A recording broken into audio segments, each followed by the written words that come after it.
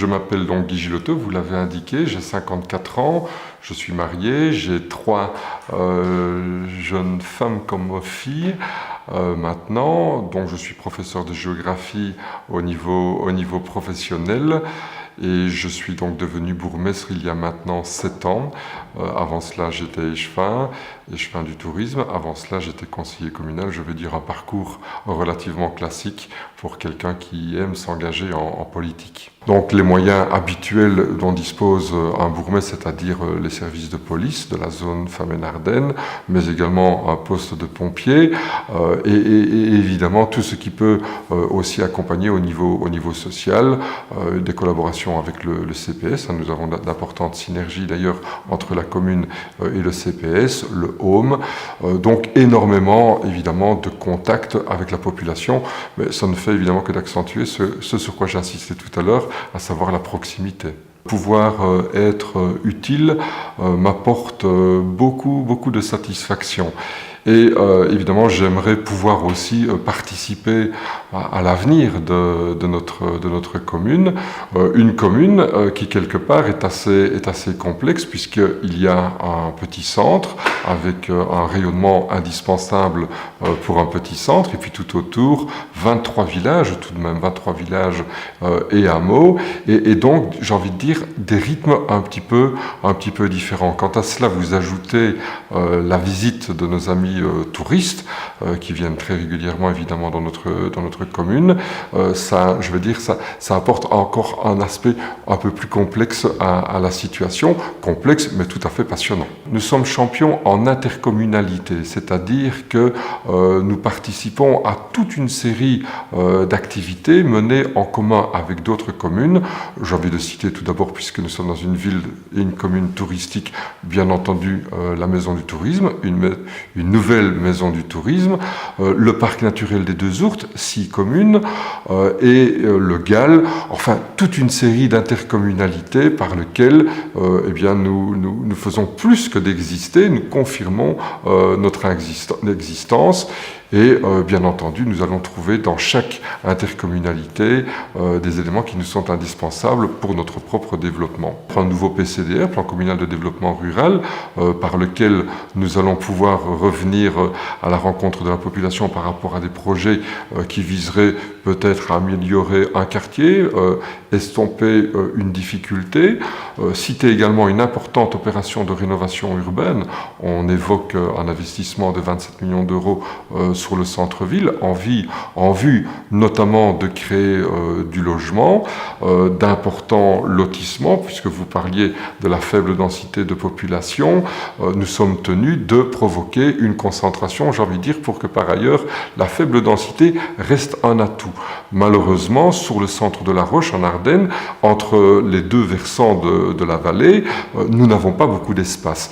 Donc nous allons constituer un logement, les premiers lots seront bientôt à vendre. Nous avons l'intention de constituer un deuxième lotissement très proche du centre-ville sans pour autant porter nuisance à la qualité paysagère. Et par l'opération de rénovation urbaine dont je vous parlais, il y a évidemment la possibilité de créer 159 logements. Je suis assez précis en indiquant 159, ça aurait pu être 162, mais il se fait que c'est 159. Alors bien entendu, l'enseignement reste une grande préoccupation. Nous avons en notre commune deux établissements d'enseignement secondaire.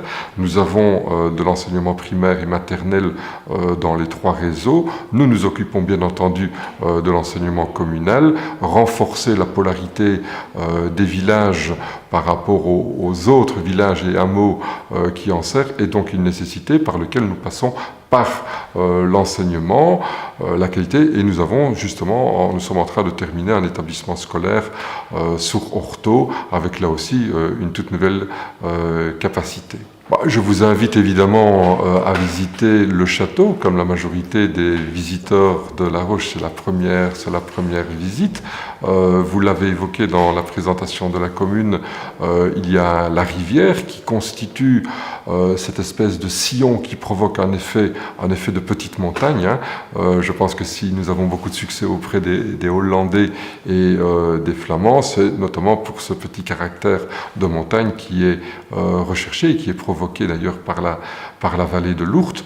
Cela constitue évidemment un cadre sympathique et lorsque le promeneur se déplace à la Roche du château vers les versants, forcément il va tomber dans un établissement puisque la tradition de l'accueil, je pense aussi que c'est un atout pour notre activité touristique sur la Roche. Nous sommes leaders au niveau des terrains de camping avec une capacité inégalée en région wallonne. La caractéristique, c'est peut-être que vous avez vu quelques caravanes. C'est vrai qu'au niveau paysager, c'est peut-être pas le plus heureux, mais il y a des zones qui sont tout à fait protégées que vous n'avez pas pu voir et qui nous permettent d'accepter une telle capacité le long de l'Ourthe et donc une tradition d'accueil que là aussi nous pouvons assurer. Le plus beau jour, mais nous en avons tellement, donc je vais plutôt parler d'un beau jour pour chaque sentiment.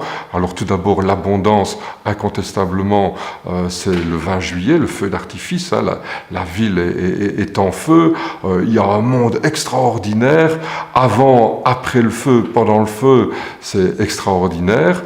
L'émotion, ce sont les commémorations par rapport à la bataille des Ardennes. Vous savez que 95% de la ville a été complètement détruite. En dessous de moi se trouvaient des bâtons de dynamite qui ont explosé, étant donné une bombe qui est tombée juste à cet endroit. Tout le quartier a été soufflé. Émotion, c'est notamment lorsque nous avons rendu hommage, il y a maintenant 3 ans, à toutes ces victimes décédées en compagnie de villes marraines. Beaucoup d'émotions à cette occasion. Le carnaval évidemment c'est le cœur. Il y a cette intronisation. Pour moi c'est évidemment le plus beau moment quand le nouveau prince carnaval que personne ne connaît, si tout le monde le connaît, mais personne ne connaît encore son identité. Il y a cette descente, il y a cette ovation, plus de 1000 personnes devant le perron, la montée des escaliers et la réception, les discours. C'est le temps zéro par rapport au carnaval, c'est un moment extrêmement fort. Il y a évidemment tous les événements qui sont liés au carnaval, les cochonailles, on se retrouve dans le château et on boit un verre, allez peut-être un deuxième, et nous avons évidemment toute la nourriture qui va avec, et c'est évidemment une nourriture qui est extrêmement typée. Puisque nous parlons de nourriture, il y a bien sûr le Festival de la Soupe. Alors le Festival de la Soupe parle avec tellement d'émotion d'un produit qui parle, qui n'aime pas une bonne soupe. Et cette idée du Festival de la Soupe que nous avons été chercher dans les Cévennes en France, dans la ville de Floret, que nous avons importé, est un grand succès également. Hein. En général, nous avons beaucoup de chance avec le temps à la fin du mois de septembre et ensemble on peut concourir ou participer au concours qui permettra de définir quelle est la meilleure soupe et donc d'en déguster des dizaines pendant ce week-end de la fin du mois de septembre. Le futur de notre ville, je le vois évidemment par rapport à son évolution touristique. Tout à l'heure, je parlais du camping. Je suis assez heureux de voir que des exploitants sont en train de réfléchir sur d'autres méthodes par rapport à l'hôtellerie en plein air. Quelle est finalement la capacité d'accueil qui permet d'accueillir avec de nouvelles tendances. Dormir sous les étoiles, je pense qu'on y aspire tous, mais avec un confort qui est différent. À cet endroit, nous avons des investisseurs assez heureux. Le groupe Lamy qui vient de s'installer dans le centre de Borzé, centre nature qui était bien connu, qui ne rencontrait plus le succès d'antan. On nous annonce pratiquement 200 chalets qui devraient être construits dans un site assez unique, avec des techniques de construction tout à fait différentes des années 70. Hein. Le bois fait son grand retour, donc tant au niveau esthétique qu'au niveau, là aussi, de la capacité d'accueil, c'est une excellente chose. Et évidemment, nous réfléchissons, et nous avons une petite idée, mais il est un petit peu tôt pour dévoiler cette idée, sur un élément locomotive par rapport à l'activité touristique, faire venir plus de monde à La Roche afin que tout le monde puisse en bénéficier, et je pense en particulier aux commerçants du centre-ville. Donc je pense qu'il est important de préciser que l'activité touristique a trois effets. Un effet direct, évidemment, pour le secteur hôtelier par exemple, des effets indirects et des effets induits. Parmi les effets induits, il y a notamment le secteur de la construction.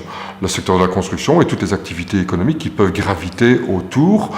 On n'a pas le sentiment de vivre grâce à l'activité touristique, mais voilà, le chauffagiste doit intervenir à un moment donné. À ce niveau-là, je voudrais notamment préciser l'existence chez nous de la zone d'activité économique de Vecmont depuis maintenant quelques années. Nous avons là, grâce à Idelux, deux halls relais pour accueillir de jeunes entrepreneurs qui n'auraient pas encore d'immeubles modernes à se mettre au-dessus de la tête. Donc, la zone d'activité économique de Vecmont. Vous précisez également que nous sommes dans une commune extrêmement rurale, hein, l'agriculture est encore bien présente.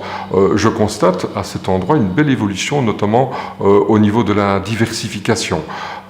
Et une diversification que nous soutenons. Nous avons d'ailleurs au niveau communal une ASBL qui fait plus que de s'intéresser, qui soutient tant qu'elle peut évidemment l'activité agricole, une ASBL que nous subventionnons à hauteur de 40 000 € chaque année.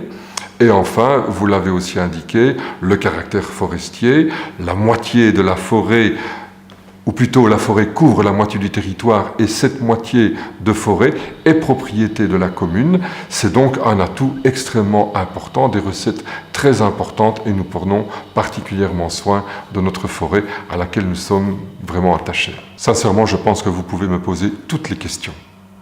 À partir du moment où la capacité de répondre m'appartient, il n'y a pas de questions impossibles.